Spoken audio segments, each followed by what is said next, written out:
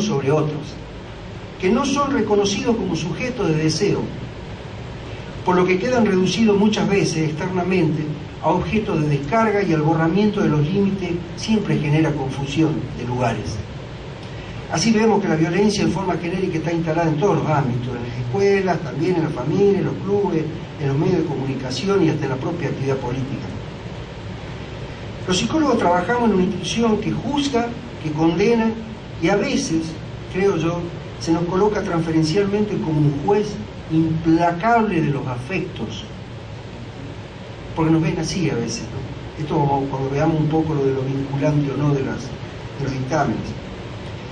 La demanda institucional, seguimos con un poquito de esto de la interpelación, con frecuencia viene planteada desde la urgencia y exige soluciones perentorias, sin reflexionar acerca de lo que motiva la verdadera emergencia, llegándose a convertir en un mero trámite administrativo e incluso estar operando de manera errónea con la consiguiente mala práctica y efectos no deseados.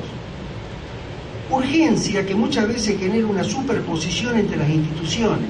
¿Qué quiero decir con esto?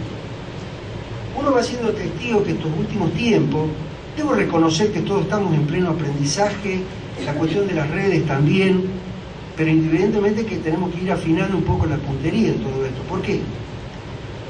Porque nos encontramos que muchas veces hay superposiciones entre la tarea de colegas, por ejemplo, a nivel hospitalario, entre nosotros del CIF, entre la CIF del Cuerpo Forense, perdón, entre los colegas que están trabajando en el equipo de familia, entre el centro de atención a la víctima, etcétera, etcétera, etcétera. Dije superposición, tengamos presente esa expresión. Y digo que con el consiguiente daño a las víctimas. Yo le escuchaba a la colega de Buenos Aires que decía recién esto de los niños, no a la justicia. Y es cierto, los chicos no tendrían que pasar por la justicia. Aquella época, hace 20 y pico de años atrás, me acuerdo que los camaristas por ahí preguntaban si podían declarar los chicos, no existía la cámara Gesell, claro, si podían declarar, teníamos que nosotros ser garantes, como dar cuenta de que no podían declarar. En todo caso, nosotros teníamos que dar cuenta del análisis, de la investigación, de la exploración que habíamos hecho para evitar que los chicos sean sometidos a un proceso que todavía no se hablaba de revictimización. Menores que recorren consultorios, que recorren revisaciones médicas, exámenes psicológicos, asistencias psicológicas, pericias, cámara Gesell. Hace poco hablábamos con la gente del Hospital de Niños que nos vamos a reunir para ver si buscamos algún tipo de encuentro para evitar, por ejemplo, voy a ser un práctico en esto. A veces Fiscalía nos pide, como corresponde, ¿no es cierto?, la pericia. ¿Y qué pasa? Ya voy a hablar de eso también porque tiene que ver con los tiempos. Hay chicos que están siendo asistidos en el Hospital de Niños y entre medio de eso se va colando el pedido de pericia. Entonces el niñito va, la mira la psicóloga acá, lo mira el psicólogo de acá, lo mira el psicólogo del Centro de Atención a la Víctima. Entonces pensemos un poquito qué puede estar pasando en esa cabecita de un niño posiblemente víctima de delito.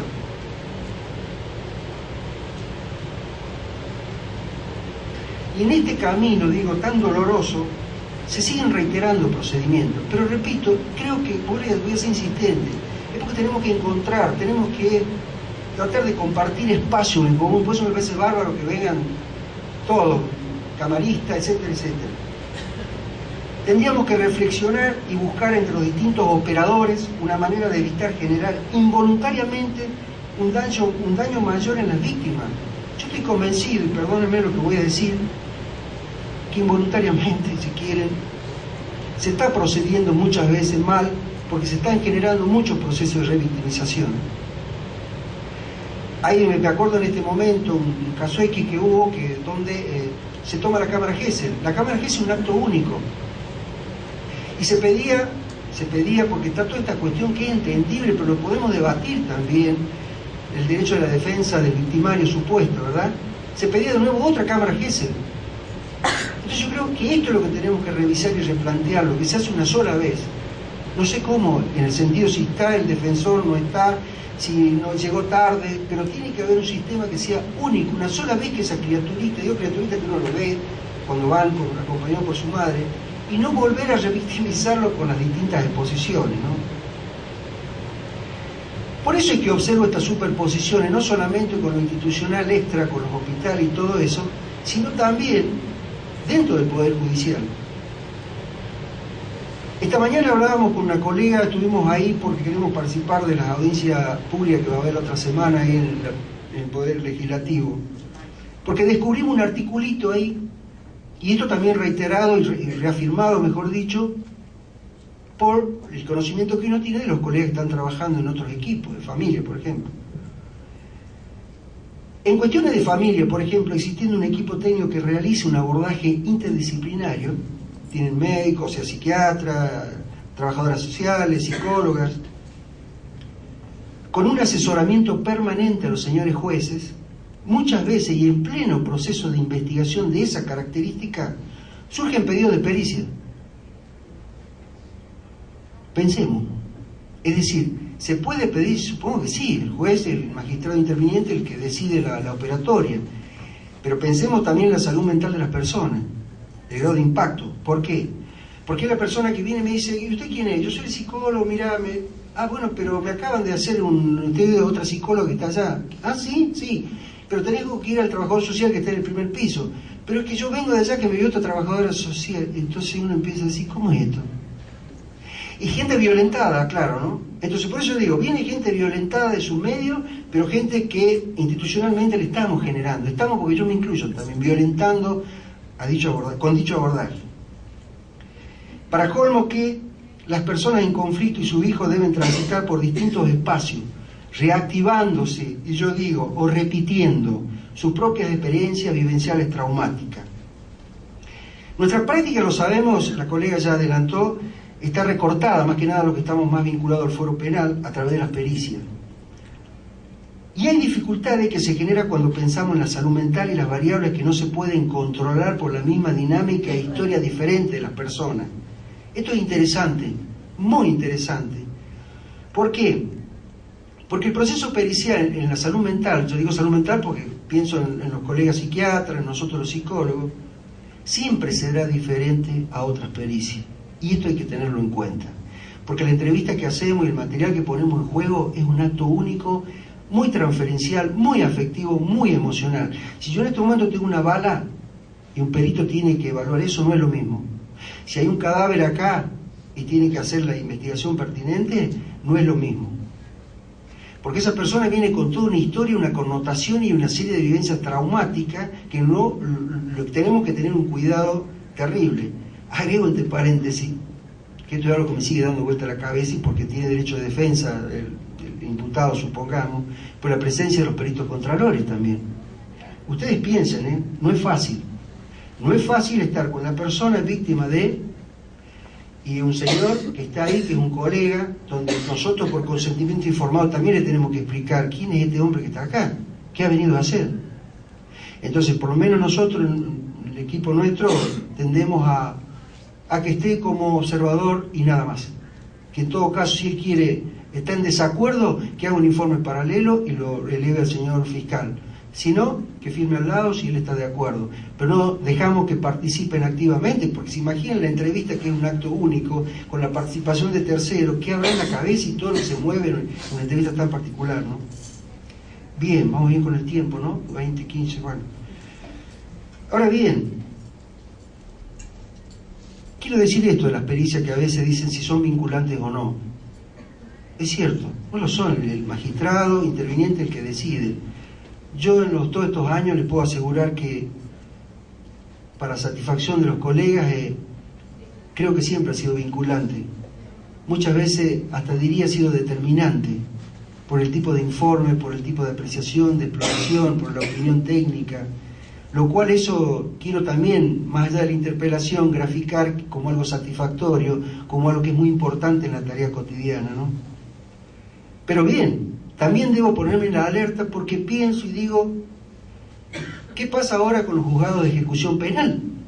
Que hasta hace poco hemos estado en unos cursos ahí compartiendo con la señora juez, Alicia Cabanilla, y hablando de toda esta temática, porque creo que por ahí he visto dos colegas que están trabajando en el servicio penitenciario. Y los que no saben, cuando las personas tienen el pedido de derecho o derecho, no sé cómo se llama, para salir, libertad condicional, etcétera, hay todo un equipo, que entre paréntesis también digo, igual que decía del equipo técnico, se tiene que crear un equipo un poco más grande, no dan abasto ya ahí como para hacer una valoración. ¿Y por qué digo esto? Porque ahí aparece otro conflicto. Porque nos pide ahora la señora jueza que la última valoración la hagamos los psicólogos forenses. Y uno es muy respetuoso y cuidadoso de los colegas que están trabajando en el terreno, llámese servicio penitenciario, y su opinión por lo menos le damos un valor mucho más grande, por más que nosotros lo veamos en ese momento. ¿Y por qué estoy diciendo estas cosas? Porque, por ejemplo, hablando de violencia, a mí me preocupa también que la mayoría de los hechos que se producen de las violaciones se reiteren. Entonces, claro, uno tiene que poner la firma para decir si puede salir o no salir. Ahora, cuando uno empieza a indagar y a trabajar con la persona, nos encontramos que no hay tratamiento. Pero no porque las colegas por negligencia no lo quieren hacer, sino que no pueden. Primero por la población existente. Segundo porque la demanda es mínima. Tercero porque tendría que haber un bloque y una frecuencia, digamos, de escucha mucho más profunda. Y si hay gente que de vez en cuando ha hecho una entrevista, repito, por el caudal de población, no podemos garantizar que esa persona pueda salir. Ustedes han visto lo que fue público hace poco tiempo de un juez, no sé si en Buenos Aires, que pasó, el pobre, bueno, salió y volvió a delinquir la persona esta, con una violación también. Entonces ahí el peso, esto de lo vinculante, el peso de la tarea psicológica es muy importante, pero que quede claro, no podemos dar cuenta de manera clara, precisa y contundente si como pronóstico va a volver a cometer. Sí podemos decir que una persona que tiene una estructura, supongamos, psicopática, impulsiva, que tiene tendencia a la impulsividad, marcar una línea, pero de ahí a que se produzca, no, porque si no vamos a caer con conceptos como peligrosidad. El concepto de peligrosidad es un concepto, un juicio de valores, porque si no nos vamos a volver a la época de los cartelitos, Lombroso. Me parece que esa no es la idea, ¿no? Finalmente, entre paréntesis también a esto estoy apuntando la cuestión de que también le decía a Alicia, la señora la jueza, de que tiene que haber un equipo en el juzgado de ejecución penal, un equipo interdisciplinario también que la asesoren a ella, porque cada 2 por 3 están pidiendo salir. Y después nos encontramos con los hechos y recae sobre el magistrado que dio salida a una persona condenada. Y finalmente, reflexiono un poquito con un tema que no quiero introducirme mucho porque quiero dejar espacio para los colegas que van a hablar, creo que es Cámara Gesell. Nosotros en el equipo hemos tenido muchos debates, muchas discusiones con esto, ¿no?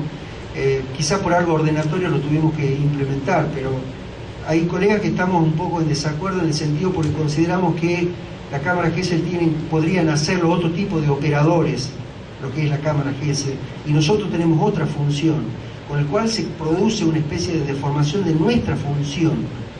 Ahora bien, pero entiendo, porque me acuerdo hace unos años en Córdoba con Rosansky, que es un camarista de La Plata, él me decía, lo que pasa es que esto se implementó porque no había ningún mecanismo que nos posibilite, entrevistar a los chicos y que no sea un empleado, que no sea poner a los chicos frente a un juicio.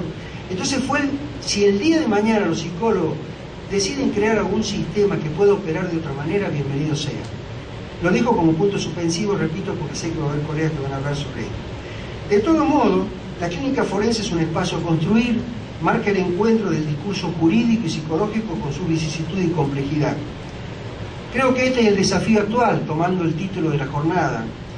Y yo quiero hacer públicas estas inquietudes que tengo, porque son inquietudes en realidad también. Sobrellevarlas en soledad me parecía injusto, muy injusto conmigo y para mis colegas que, bueno, hoy están presentes. Gracias. Buenas tardes.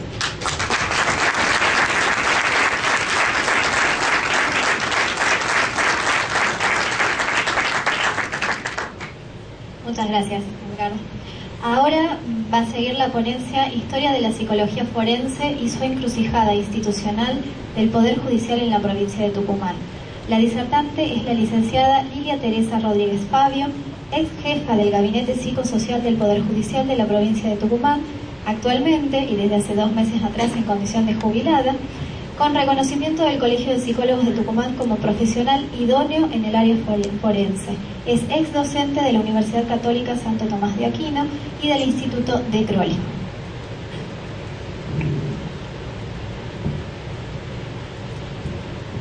Pensaba que estábamos en la mesa de los ex.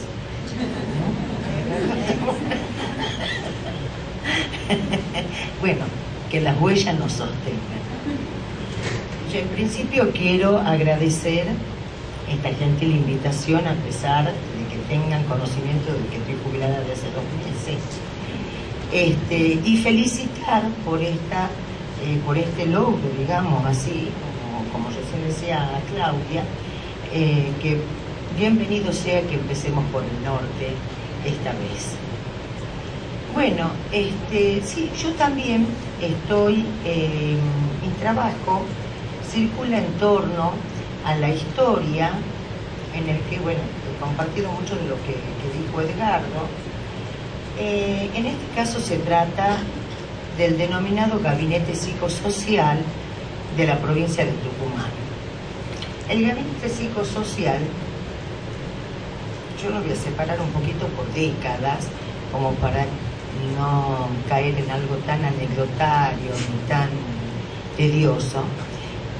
Pero sí me parece importante que se sepa que en la década del 70 ingresa la psicología forense en el Poder Judicial de Tucumán, en un área compartida con medicina forense, lo cual no implicaba que dependiera del médico forense. O sea, los informes que se hacían no necesitaban estar refrendados por el médico forense. En ese sentido, el psicólogo tenía independencia, pero sí, por supuesto, dependía de la Corte Suprema de Justicia mediando una oficina que se llama superintendencia según el cargo jerárquico.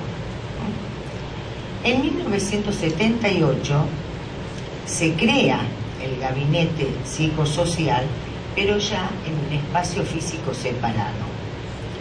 Y se crea, esto fue un gran logro del momento, por una psicóloga compuesto, continúa siendo constituido por una psicóloga y 2 asistentes sociales. En 1986 ingreso yo, posterior a 16 años de desempeño administrativo.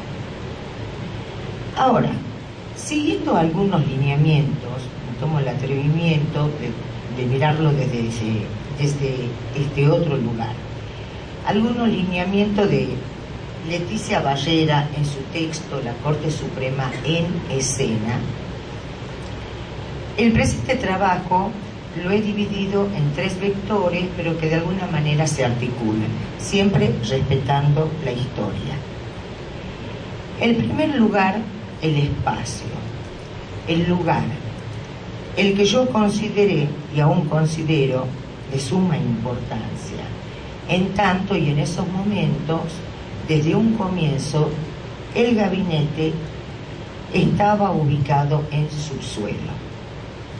Años después, y por modificaciones edilicias, es trasladado a otro subsuelo, al que, como acotación al margen, las defensorías de menores habían rechazado la posibilidad de ser trasladadas ahí por considerarlo inhabitable.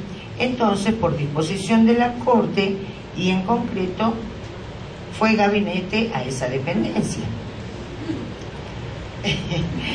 Desde mi percepción interna de índole subjetiva, y tal vez como una forma de distanciarme de la angustia que me generaba trabajar en esas condiciones deterioradas y deteriorantes, porque nos iban enfermando de acuerdo al lugar, lo pensaba metafóricamente a subsuelo como semejante al inconsciente. O sea, lugar privilegiado en tanto sostenimiento de la estructura edilicia,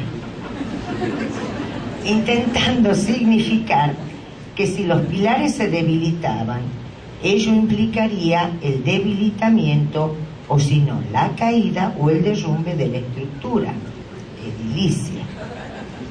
Por cierto que no pasaba más que ser una ocurrencia mía, pero sin embargo me aliviaba pensarlo de esta manera. Por otro lado, siendo más realista, dicho destino del lugar físico me generaba el interrogante acerca de cuál sería la representación simbólica que cobraba la práctica psicológica para el espacio institucional jurídico, cuyas improntas en esos momentos sentidas como imperativas tendían a silenciarnos o simplemente a obedecer en esa especial relación de poder. A este propósito, estimo interesante recordar que como parte de la sociedad, o sea, como seres sociales, emergíamos de una época atravesada por el gobierno de facto y sus influencias, cuyos efectos quizás no logramos registrar a nivel consciente en el espacio laboral. Entonces, sin duda, salir a la superficie o no, también dependía de nosotros, también dependía de la posición profesional que adoptáramos. Vamos al segundo vector. Hacia fines de la década del 80 se crea la Asociación de Psicólogos Forenses de la República Argentina, con sede en Buenos Aires, a la que con orgullo podría decir, junto a Edgardo Quiroga, que estuvimos desde su creación. Proyecto que generó, no sin polémicas, marchas, contramarchas, la convocatoria, esto es lo importante, que asistimos numerosos psicólogos forenses de la República Argentina, ante lo que diría que tal vez algo nos rengueaba por dentro, como creo que dice Godino Cabas, algo nos interrogaba. Parecíamos hacer síntoma. Necesitábamos de esos encuentros, necesitábamos darle un sentido, un efecto de sentido a nuestra práctica profesional, como también un sentido, su efecto de sentido para la institución judicial, lo cual y de alguna manera se plasmaban en las jornadas de psicología forense organizadas por la mencionada asociación, ya entroncada con la década del 90. Entonces, en la búsqueda de significación de la psicología jurídica forense o construcción de un mayor y mejor conocimiento respecto a la misma, surgían preguntas entre colegas del país, sintetizadas de algún modo por el psicoanalista Roberto Saunier, entre otros, por cierto. Por ejemplo, ¿qué se nos pide cuando nos piden que intervengamos? ¿Cuáles son las expectativas depositadas en las demandas que se nos formulan? Las que me atrevería a decir que no perdieron vigencia, pudiéndose agregar cuál es la posición que adoptamos ante la demanda institucional. Pues la observada indiscriminación de los pedidos sin mayor sustento permitía advertir, tal vez aún hoy, que tendían a ubicarnos en una posición mágica, en una posición oracular, o sea, en el lugar de algo que nos habla de lo ilimitado, pero también lindando con lo insensato. Pero ello a la vez nos hablaba de nuestra falta de implicancia, pues debíamos corrernos de aquel lugar de la obediencia y aprender a dialogar con los juristas. En este devenir, tanto respecto a interesantes reflexiones, a ricas discusiones en los encuentros entre colegas, incluyendo cuestiones acerca de la ética, a necesarias integraciones en grupos de estudio, a bibliografía que fuera surgiendo desde diferentes líneas teóricas, a participaciones en mesas, paneles, etcétera, entre otras referencias, como también respecto al manejo de expedientes, a la participación en audiencia, a la exposición en debates orales, entre otros, significó ir inmiscuyéndonos con mayor compromiso en la jerga jurídica, en los rituales de la institución, en la lectura de los códigos procesales, de diccionario en ciencias jurídicas, en fin.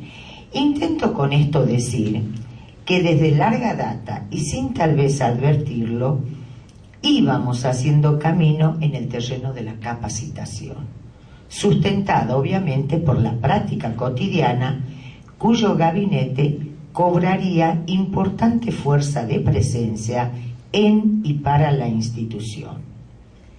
Punto en el que, a modo de acotación, en la década del 2000, y sin entrar en más detalles, mediante exigida fundamentación de nuestra profesión, fuimos finalmente ascendidas al cargo que aspirábamos, en tanto ello también permitía refrendar nuestros informes desde otro lugar. Asimismo, estimo añadir que durante el transcurso de periodos mencionados, al gabinete fueron integrándose una mayor cantidad de profesionales, también en lo atinente al servicio social, desde la licenciatura en trabajo social. Tercer vector. Encrucijada, en tanto cruzada de caminos, nos ilustra el diccionario español. Dando cuenta de ello y siguiendo al psicoanalista Luis Camargo, digo lo siguiente. El diálogo entre el jurista y el psicólogo, el psicoanalista, produce un encuentro de saberes. Precisamente el campo psijurídico es el entrecruzamiento de estos discursos, permitiendo pensar al derecho y las prácticas referidas a la subjetividad en el ámbito jurídico como un lenguaje en operación dentro de una formación social. Me gustaría concluir contándolo lo siguiente. Por un lado, que finalmente Gabinete emergió a la superficie. ¿Sí?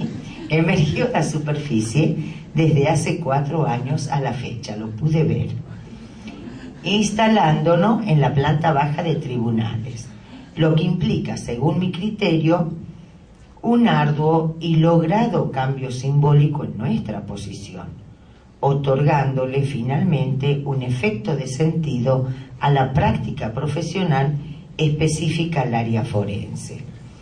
Por otro lado, estimo resaltar que a fines del 2010 y hasta mediados del corriente año fui ascendida a la conducción del gabinete, periodo en el que pusiera énfasis en la formación y recapacitación profesional. Por último, finalmente, extiendo mi propuesta a todos sobre la importancia de interrogarnos siempre, fundamentalmente ante los nuevos desafíos. Ello a los fines de intentar diferenciarnos, de intentar no ser uno con la institución. Muchas gracias, Rol.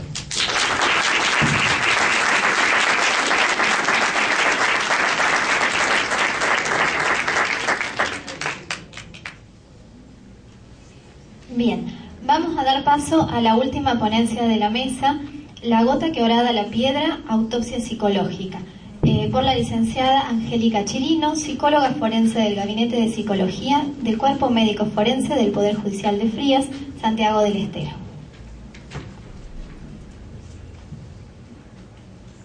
Bueno, buenas tardes.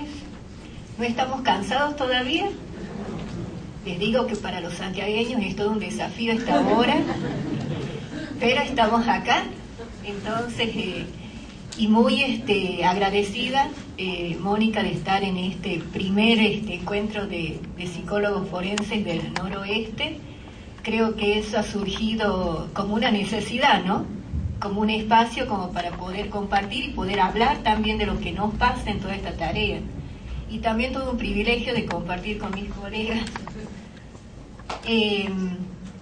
Cuando Mónica me invitaba a presentar algún trabajo, había pensado en compartir con ustedes más allá de la historia, compartir una práctica, ¿sí? Y una práctica que como psicólogos forenses no es muy común, ¿sí? Como decían acá los colegas, continuamente estamos recibiendo el pedido de las pericias psicológicas desde los distintos ámbitos. Hasta este año he podido trabajar como personal único dentro del cuerpo médico forense. Yo no estoy en Santiago específicamente, sino en Frías, en una localidad próxima a Santiago, y aún así, como decía el colega, la demanda es mucha, ¿sí? Entonces, más allá de estos pedidos de pericias que son cotidianos, en algún momento surgen el pedido de autopsia psicológica, ¿sí? Y cuando me tocó realizar la primera vez una autopsia psicológica, lo primero que quise hacer, paralelo a lo que estaba trabajando con un grupo de estudios, era investigar acerca de qué era esta autopsia psicológica. Sí, porque era todo un desafío, primero para mí desde lo que podía ser mi rol, y también desde lo que puede ser una práctica que generalmente está más ligada a lo que es al médico forense. He traído acá un PowerPoint, por si les interesa poder retener algunas cosas. Como les decía, en nuestra práctica forense desarrollamos día a día nuestro rol pericial. La peritación supone una actividad procesal que interviene en todo el proceso judicial y supone toda una actividad en donde está ligada a entrevistas y también a la evaluación a partir de una batería de test. Y estos pedidos vienen ya sea desde lo que son los magistrados o desde la fiscalía. El pedido de una autopsia psicológica moviliza al psicólogo en su rol, en el quehacer cotidiano de una tarea en la cual se pone atención en el aspecto subjetivo. ¿Por qué? Porque en la pericia psicológica uno trabaja con un sujeto, y con un sujeto que contesta y que participa de manera, participativa de las preguntas que podemos realizar, como así también de los pedidos de las consignas hacia la batería de test. Sin embargo, en lo que hace a la a la autopsia psicológica, no tiene que ver de ninguna manera con una persona que está frente nuestra, ¿sí? Quiero hacer un relato. Recuerdo que cuando iba a rendir para ingresar al Poder Judicial, un amigo de un compañero me dice, leyendo entre lo que era la temática del examen, decía autopsia psicológica, y el nene que tenía 4 años le dice a su papá, papá, ¿quién le va a resucitar o lo va a mirar a través de una bola de cristal? ¿Sí? Porque desde ahí comienza el desafío del psicólogo frente a una autopsia psicológica, porque a quien tenemos enfrente no es al sujeto mismo de evaluación, sino son ya sea a terceros, a familiares, pero también a todo un grupo de control que va a ser relevante para llegar a lo que es o una aproximación cercana a lo que ha sido esta persona en vida. De manera que nuestro rol está transversalizada y nos coloca en un nudo, ¿sí? En un nudo desde el lado de la evaluación y desde el lado de la investigación. Y muchas veces a nosotros los peritos forenses hablar del lado de la investigación es un poco que nos incomoda, ¿sí? Porque hablar de investigar es como tener un rol persecutorio en donde se tiene que indagar, y la indagación está más del lado de lo jurídico que desde lo psicológico. De manera que nuestro rol, al realizar una pericia psicológica, está en ese enlace, en ese ensamble, ¿sí? Desde lo que puede ser la evaluación, pero también la investigación. Pero quisiera hacer una diferencia, porque no se puede confundir autopsia psicológica con la investigación de personas, porque la investigación de personas es un método universal e histórico que realiza la policía para saber cosas de personas vivas o muertas.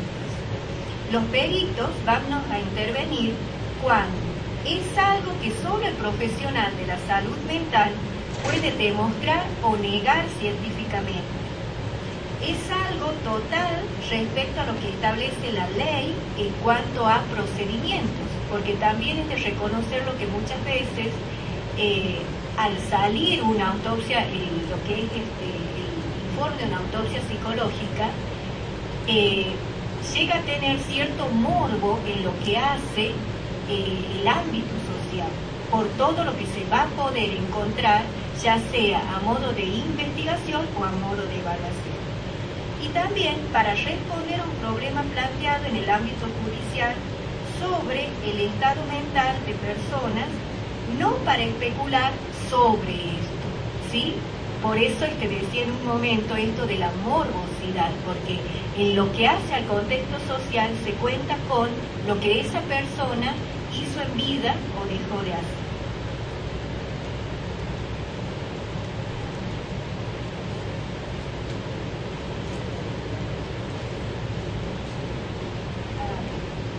Bueno, va a ir saliendo solo. En la autopsia psicológica hay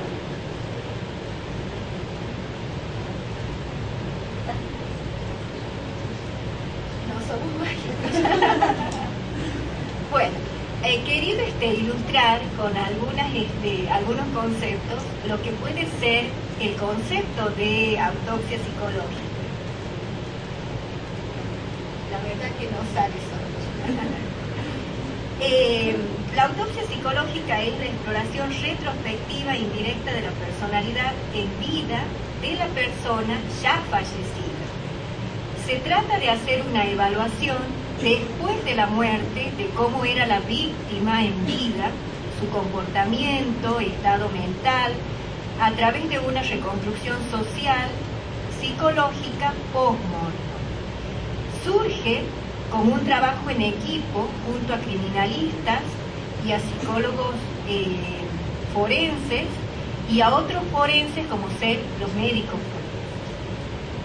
Esto también es diferente a la soledad de la que muchas veces estamos inmersos como peritos, porque la pericia la realizamos solos, a lo sumo cuando hay un psicólogo de parte, pero nuestra tarea es muy solitaria, ¿sí? En cambio, cuando uno trabaja con la autopsia psicológica, va a trabajar en equipo, ¿sí? Sobre todo porque para trabajar con la autopsia psicológica se va a requerir de datos que solamente lo vamos a poder tener de otras personas que van a participar en la investigación. La autopsia psicológica es un proceso de recolección y análisis de datos biográficos, sociales y contextuales de la vida del auxilio. Se puede nombrar como objetivos de la autopsia psicológica lo siguiente: determinar la manera de las muertes equívocas, aquellas que representan dudas e interrogantes respecto de la posibilidad de acción del sujeto o de otros mecanismos. Los tipos de muerte son, acá hay una sigla que es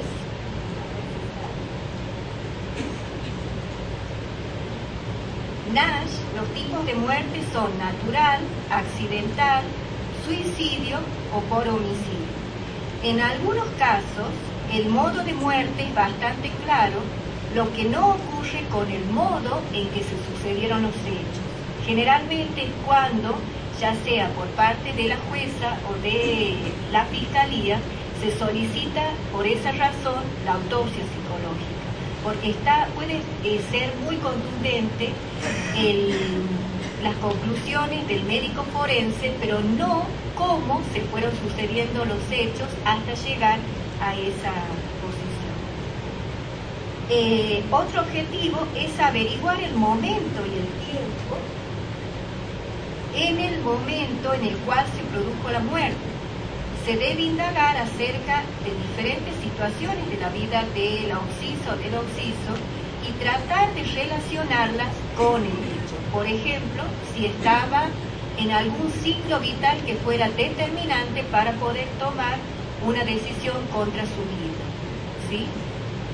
Ahora, vamos a nombrar también los propósitos de la autopsia psicológica.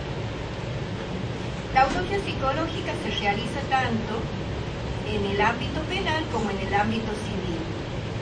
En el ámbito penal, los casos que con frecuencia se realizan es en la víctima para determinar el estado mental en el momento del hecho, las muertes dudosas, como me refería anteriormente, equívocas o de teología médico-legal por precisar, la sospecha de un suicidio inducido, que es el caso que voy a presentar, el análisis inferencial del grado de secuela del acto delictivo en la posterior muerte.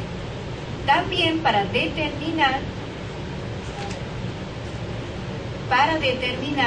la graduación de la pena, siguiendo el artículo 41 del Código Penal de la Nación, establece las circunstancias a tener en cuenta en la naturaleza de la acción y de los medios para ejecutarla y la extensión del daño y del peligro causado.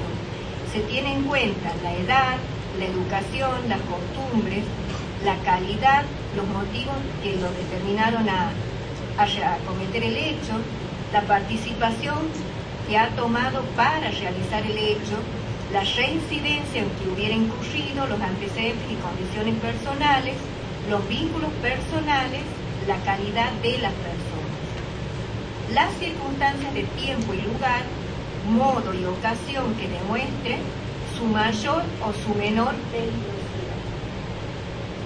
La verdad que no sale solo. Si no se lo toca, no sale. Ahí está. A ver. Pero lo mismo yo tengo que... Ahí está. Bien, en el caso del derecho civil, ahí está, más frecuentes son las impugnaciones de acciones para las cuales se cree que no eran competentes o estaban psicológicamente aptos. En esto en particular es imprescindible que el que impugna tiene que tener las cargas de la prueba. A ver, acá creo que es. Ahí.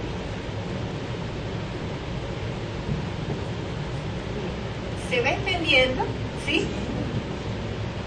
Bueno, vamos a pasar al otro, que hace referencia a lo que son la metodología que se va a utilizar en lo que hace a la autopsia psicológica. Como les decía, como psicólogos forenses estamos más que todo acostumbrados a trabajar con lo que es la pericia psicológica en el marco de una entrevista psicológica que tiene toda una base clínica y que con toda la batería de test. Sin embargo, en lo que hace a la metodología, a las técnicas empleadas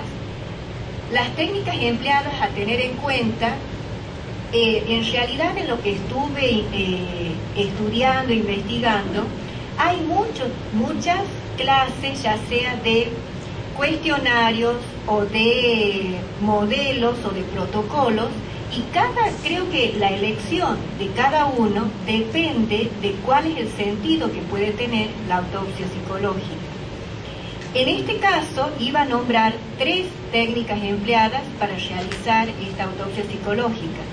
La entrevista pericial, con modalidad de ser dirigida y semidirigida, destinadas a indagar una aproximación a la psique de un sujeto luego de su deceso, ya sea por homicidio, suicidio o muerte dudosa. Otra técnica sería la técnica de investigación de la escena del crimen, que eso lo tomamos de lo que es criminalística, y el MAPI, que es el modelo de autopsia psicológica, que es un protocolo de datos en donde, cuando se realiza el análisis y la síntesis, se produce un entrecruzamiento de los datos recogidos. Ahí está. En el proceso de la realización de la autopsia psicológica se trabaja entonces en 3 tiempos: en la recolección de datos, en el análisis y en la síntesis del material y en las conclusiones. Ahí está. En cuanto a la recolección de datos, hace referencia al lugar del hecho, a los hallazgos de las diferentes datos de los peritos intervinientes, como así también a algo que es muy rico y muy ¿cómo les diría?, muy propio de lo que hace a una autopsia psicológica, como es las huellas psicológicas, que se logran tomar en el lugar del hecho, como la característica del hábitat, el grupo de interacción, los escritos que haya podido dejar la víctima, los objetos personales, los fármacos. Para la recolección de datos se tiene que tener en cuenta la elección de informantes, ¿sí? Desde un primer momento, entonces, vamos a empezar a trabajar ya sea con el expediente o con el legajo judicial, como para poder realizar una selección de personas que se va a citar, ya sea vía telefónica o a través de citaciones, como para que participen en la realización de una autopsia, ¿sí? Muchas veces es más adaptable poder citar las vías telefónicas, porque que una persona llegue con una citación a la de la policía resulta persecutorio. Entonces, ¿cuál es la idea de poder trabajar en una autopsia psicológica? Que la persona que se siente frente nuestro pueda tener la necesidad y el interés de colaborar, ¿sí? Entonces, también se tiene en cuenta la elección de un grupo de control, porque si solamente vamos a trabajar con familiares, con allegados, con compañeros de trabajo, lo que hace este grupo es hablarnos bien de esta persona muerta, ¿sí? De manera que no sería muy relevante ni muy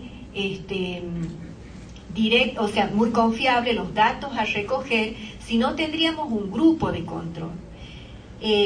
También vamos a tener en cuenta el abordaje a los informantes, ya sea a través, como les decía, de entrevistas dirigidas o semidirigidas, o si es posible de trabajar con este protocolo de datos, como es el MAPI, es el modelo de la autopsia psicológica integrada, en donde es una serie de preguntas que después se puede comparar y arrojar un dato confiable.